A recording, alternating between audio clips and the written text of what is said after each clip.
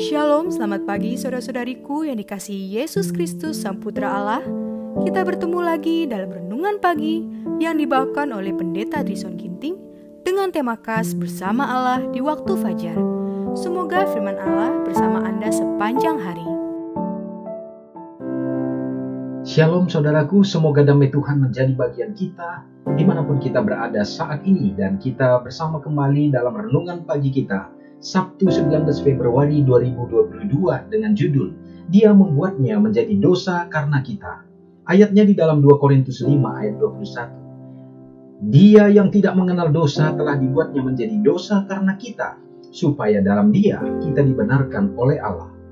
Allah memperkenankan anak yang dikasihinya penuh anugerah dan kebenaran untuk datang dari satu dunia yang di dalamnya penuh kemuliaan yang tiada taranya, menuju satu dunia yang dinodai dan dilumuri dosa kebinasaan, digelapi bayang-bayang maut dan kutuk.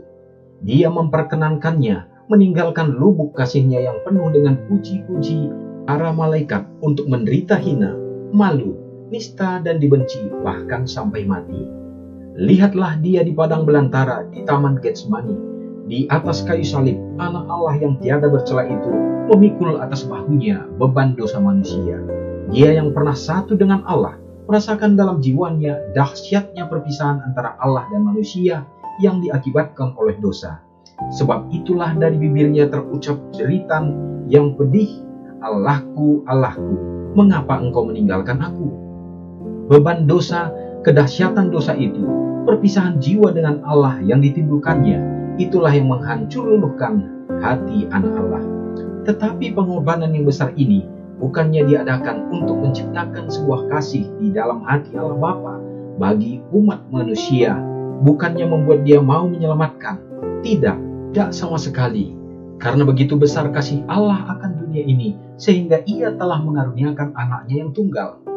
Allah Bapa mengasihi kita, bukan karena perdamaiannya yang besar itu, tetapi Dia mengaruniakan perdamaian karena Dia mengasihi kita. Kristus adalah pengantara melalui mana dapat dicurahkan kasih-Nya yang tiada batasnya itu kepada dunia yang telah jatuh ke dalam dosa. Tiada yang lain kecuali anak Allah yang dapat menyempurnakan penebusan kita. Sebab hanya Dialah yang dahulu di dalam ribaan Allah Bapa yang dapat menyatakan Dia. Hanya Dia yang mengetahui tinggi dan dalamnya kasih Allah mampu menyatakannya. Tiada yang kurang daripada pengorbanan yang tiada batasnya yang dibuat Kristus untuk manusia yang telah jatuh ke dalam dosa dapat menyatakan kasih Allah Bapa kepada manusia yang sudah hilang. Saudara yang kekasih dalam nama Tuhan, poin-poin penting di dalam perenungan kita hari ini, bagaimana mengisahkan tentang kehadiran Yesus Kristus yang tidak berdosa dari tempat yang kudus telah dibuatnya menjadi dosa supaya kita di dalam Dia dibenarkan oleh Allah. Ini adalah merupakan ungkapan yang berulang bahwa bagaimana besarnya kasih Allah itu Dia tunjukkan kepada saudara dan saya. Allah memberikan cara untuk perdamaian terhadap dosa-dosa kita. Semua itu oleh karena kasih-Nya kepada kita. Oleh karena kita ini adalah berharga di matanya. Dan cara perdamaian yang dibuat Allah adalah merupakan cara yang tiada lebih besar lagi, yaitu dengan menyerahkan anaknya Yesus Kristus menjadi korban bagi kita. Semoga lewat perenungan kita pada hari ini menguatkan iman rohanian kita untuk semakin mengasihi Tuhan yang sudah lebih dahulu mencintai kita. Mari kita sama-sama berdoa. Bapa yang bertahta dalam kerajaan surga, terpujilah Engkau ya Bapa. Terima kasih untuk semua kebesaran kasih Tuhan. Di pagi hari ini kami dapat mendengarkan pekabaran firman-Mu sebelum kami menikmati hari yang Tuhan berikan. Dan bahkan kami dapat menikmati di dalam ibadah kami di sepanjang hari ini. Oh Bapa yang baik, biarlah kiranya kuasa Roh Kudus-Mu akan selalu menuntun kami menjadi bagian ya Bapa umat-umat Tuhan dimanapun berada, sehingga iman kami selalu dipertambahkan, dikuatkan dalam menghadapi akhir zaman ini. Gunakanlah kami ya Bapa untuk menjadi alat untuk menyatakan kebenaran-kebenaran Tuhan, sehingga kami dapat dinikmati sebagai garam dan juga kami dapat menerangi sebagai cahaya dimanapun kami berada. Sehingga kami selalu akan dipersiapkan untuk menantikan kedatangan Tuhan dan dilayakkan untuk mewarisi kerajaan surga. Hari ini ya Bapa, hamba-Mu juga berdoa bagi saudara kami, umat-umat Tuhan yang berada dalam keadaan sakit, Tuhanlah yang akan menjadi penyembuh dan pemulihan yang datangnya dari surga.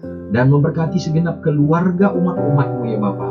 Kehadiran-Mu akan membawa sukacita, membawa kebahagiaan lewat kepenuhan berkat dalam segenap kebutuhan, terutama juga ya Bapa untuk dapat iman dikuatkan.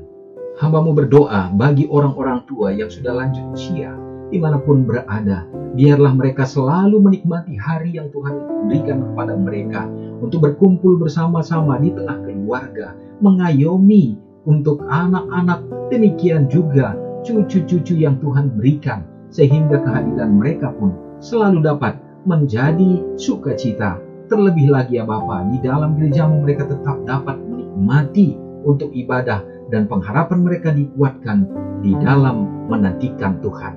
Ya Bapa, tak lupa hamba-Mu mendoakan bagi yang berulang tahun pada hari ini. Tentu adalah merupakan satu karunia yang indah untuk mereka nikmati. Pertambahkan usia, demikian dengan umur yang panjang dan kesehatan. Bahkan Tuhan akan isi dengan kebahagiaan, sehingga mereka akan tetap bersandar kepada-Mu saja. Terpujilah Engkau Bapa, dan mengampuni dosa kami. Doa ini hamba-Mu serahkan di dalam nama Yesus yang sudah menjadi juru selamat kami. Amin. Selamat pagi, Tuhan memberkati.